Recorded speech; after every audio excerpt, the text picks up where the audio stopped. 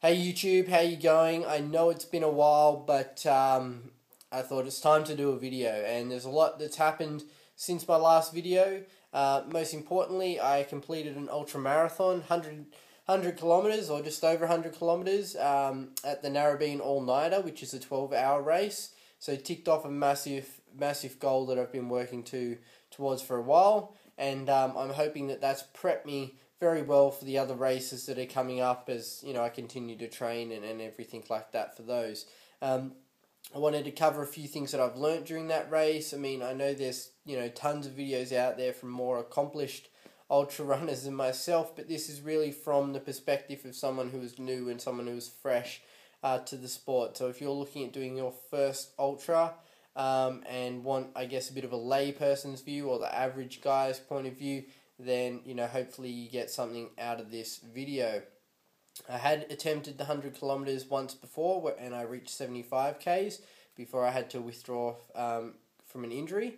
And although I didn't hit the 100 k's in that race and was very disappointed, looking back, it was still great prep work, especially on a mental level.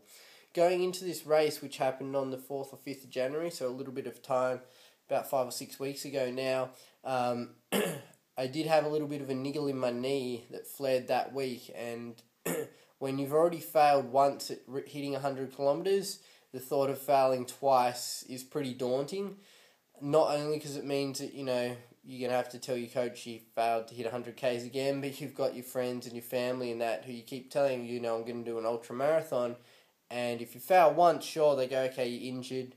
That was fair enough. If you fail twice, even if you are injured again, obviously they're going to start doubting you, saying, well, hang on, Paul, is it really an injury or you just can't hack it? I can safely say the first time was an injury. I know what I was feeling in my body and know how my quads kind of tightened up really bizarrely early in the race, like 20 k's in. Anyway, I've done videos on that in the past. But in this race, so the week leading in, I did feel this little bit of a niggle in my knee, but I think the difference was that through all my training and my running, I learnt not a coping strategy, but mental strategies to kind of take my mind off things. So I thought, you know what, I'm going to take this knee. I have KT tape. I wouldn't use it again. It just came off from the sweat. I've used it in the past, but I don't know if they've changed how they make the tape or whatever, but it just doesn't seem to be as good as before. But anyway, I taped my knee and was committed to the idea of going, okay, Paul, there's no issue wrong with your knee. It's taped now, it's secure, just forget about it. Started the race, started really well, comfortable rhythm, not going too hard, obviously, because it's a 12-hour race, and just really relaxed, really into the running and everything like that. It was a 3.3 kilometer loop out and back, so quite repetitive, and you obviously have to do 33 odd laps to get to 100.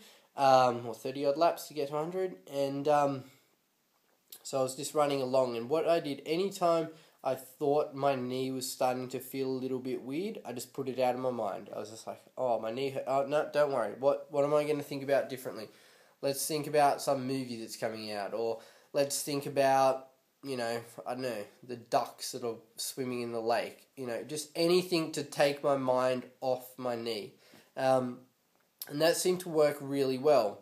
I got through 10, 20, 30, 40 kilometers, and was feeling pretty good with regards to my knee.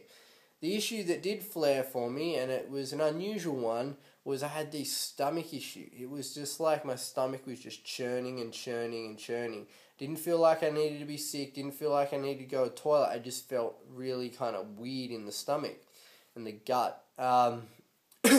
And normally, I'd put this down to maybe eating too much or something like that, but this probably started flaring about 2 hours into the race. So I'd consumed 2 energy gels, and on top of that, I'd been having some Endura, which also has some carbohydrate in there as well, but I hadn't obviously eaten a huge amount of food at this point. It was still relatively early in the race. I wasn't exerting myself, so I was like, man, this is really bizarre.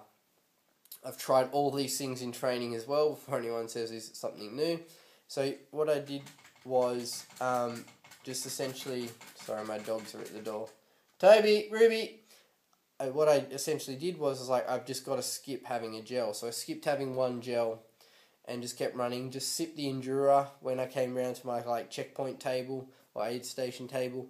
And I think after I skipped one or two, I was like, okay, I can't skip too many more of these because I literally will run out of energy. At some point I'll just bonk because I'm not having enough food.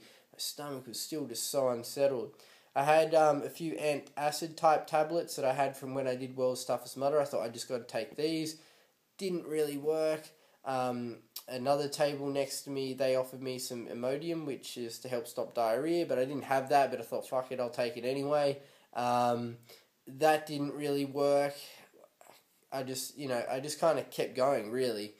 And eventually, I had some fruit at the aid stations just because I was like, what else am I going to eat to keep the sugar coming in? And I just kind of battled through it, really. And then I had some more of those antacid tablets a little bit later on. They seemed to help a little bit, and I wasn't really sure if it was a placebo effect or what was going on.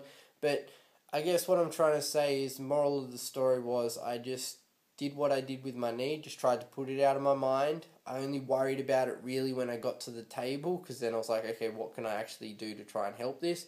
And I just kept going, just kept running, one foot in front of the other. And I'm really glad that I was able to get through that and still finish the race, because again, if I could have chose to pull out, I mean, I'm sure some people do if they feel that sick, and to essentially run 80 kilometers feeling that way, I think will hold me in good stead later on. Towards the end of the race, I knew I was going to get the 100 Ks. I was doing the mental maths in my head all the time. So that final hour, I really did slow down. I just started walking and jogging, and got to about 101.3, 101.5 Ks or whatever it is. I think if I'd kept running and kept that pace up, I probably, would have got to around 104, 105. But at that stage, I was content with getting to 100, and my stomach was still giving me trouble. So I was like, it doesn't matter. 100 is the goal, and I'm going to get there. Further on in the race, just kind of backtracking a bit, I guess. Very consistent early on with my times. Really happy with that. And then once I kind of got into that middle hours, like 2, 3 in the morning, I was lucky enough to be running alongside a friend who happened to kind of coincide with running at the same pace that I was at the time, and my coach had given me the strategy of run 27 minutes, walk 3 minutes. So that's what I did, and every single time I had to run, I just said, I've just got to run for 27 minutes. I can do that. Anyone can run for 27 minutes, like, if you've been training, of course. Not if you're like some fat slouch on a couch. But that's what I did. I just got to run for 27 minutes. And when that got a little bit difficult, I was like, okay, I just got to run for 27 minutes or to the next aid station. That's the goal. And then as I'd come into the aid station, there was the turnaround point one and the one at the start. I'd maybe afford myself a little bit of a 10, 15, 20 metres out, walk to the table, walk past the table, then start running again. So you got like a 30-second break just to keep the momentum going. And I think that's the big difference between this race and the other race, was that I maintained a faster pace overall, especially early on in the race. I was mentally stronger because I was committed to just running that 27 minutes.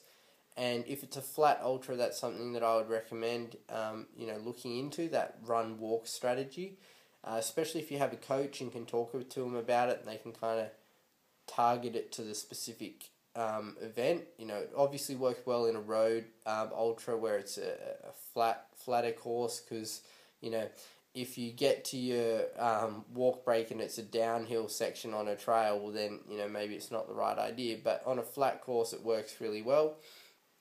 And then the other thing I really learned, I know this is going to sound unusual, is that 100 kilometers isn't really that far. I think going into an event like that, everyone's like, man, 100 kilometers, that's insane. And to be honest, I thought 100 kilometers was a long way. I still do to an extent, but what I'm trying to say is that it is achievable. It's very achievable. It's 12 hours of running in that race. It was a 12-hour race. And you can do anything for 12 hours. Like, if you just, once you get past like 40 Ks, it's all mental. It doesn't matter about anything else. You just keep putting one foot in front of the other, and you just keep running. And after you finish it, yeah, you feel buggered, but then you kind of, upon reflection, like, that was just 12 hours. You know, I can do that. That's achievable. So it's not that far. If you're really daunted about the distance, not that far. When I say that, I'm talking about a road ultra that's flat. I'm not talking about like some race up some super steep mountain in Europe or whatever. You know, I'm just talking about the flat one. I'm sure they're very daunting, and I plan on doing one of those one day. But I guess what I'm trying to say is, or trying to encourage people to understand that it is achievable. It certainly is achievable, and if you do the right training, you know, you're not going to have any issues. Sure, you can have that, you know, the freak things like an injury or whatever, but in general, you should be fine. And yeah, that's really the lessons that I learnt from my first 100Ks. I want to do that race again next year. I want to do another.